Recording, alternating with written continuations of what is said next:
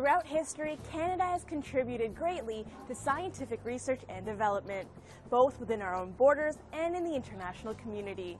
But did you know that our scientific contributions extend far beyond our own planet?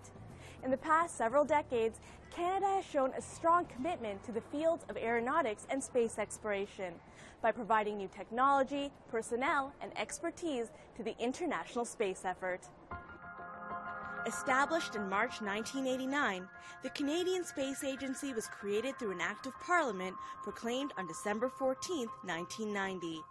The agency's status is equivalent to that of a government department, and it reports to Parliament through the Minister of Industry, currently the Honourable James Moore. Canada's interest in space exploration increased greatly at the end of the Second World War. Between 1945 and 1960, Canada participated in several small launches and satellite projects. And since there was no official space agency or department, the work was classified as defense research. Under the leadership of space researcher John Herbert Chapman, on September 29, 1962, Canada became the third country in the world after the USSR and the US to launch a man-made satellite into orbit. It was called the Alouette. Many credit Chapman and this first milestone in Canadian space research for the creation of a national space and communications program. Since then, Canada's space program has experienced many other firsts. On January 22, 1992, Roberta Bondar became the first Canadian female astronaut and first neurologist in space. And before he decided to launch his political career, current Liberal Member of Parliament Marc Garneau took part in a different kind of launch when he became the first Canadian to set foot in space on October 5, 1984, aboard the Shuttle Challenger. Throughout his career as an astronaut, MP Garneau took part in 3 flights aboard NASA space shuttles.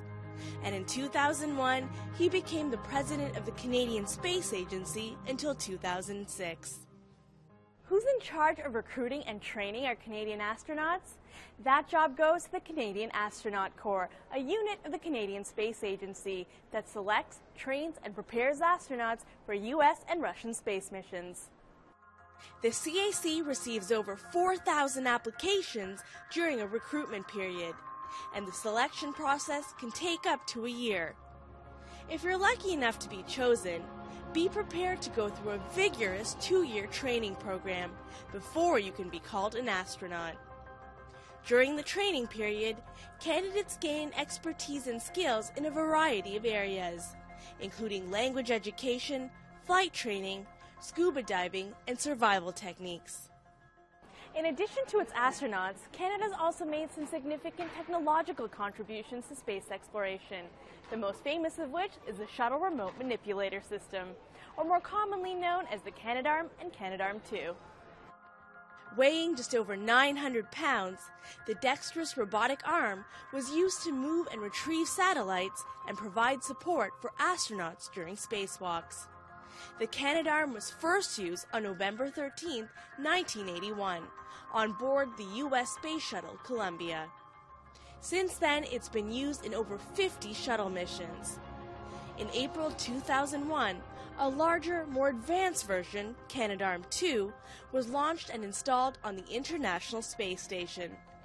The 2 arms have been used simultaneously on the station, which has earned them the nickname of the Canadian Handshake.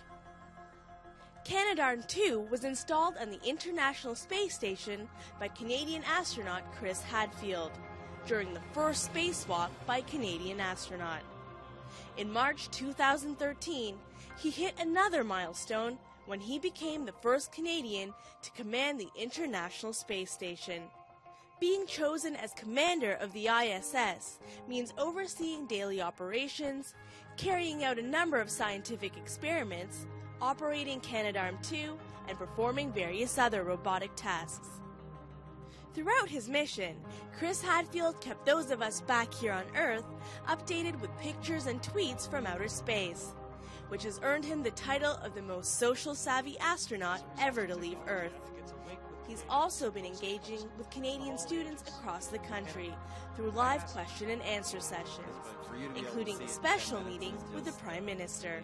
Today, the mandate of the Canadian Space Agency is to promote the peaceful use and development of space, to advance the knowledge of space through science, and to ensure that space science and technology provide social and economic benefits for Canadians. Every year, the CSA receives about $300 million in funding from the federal government.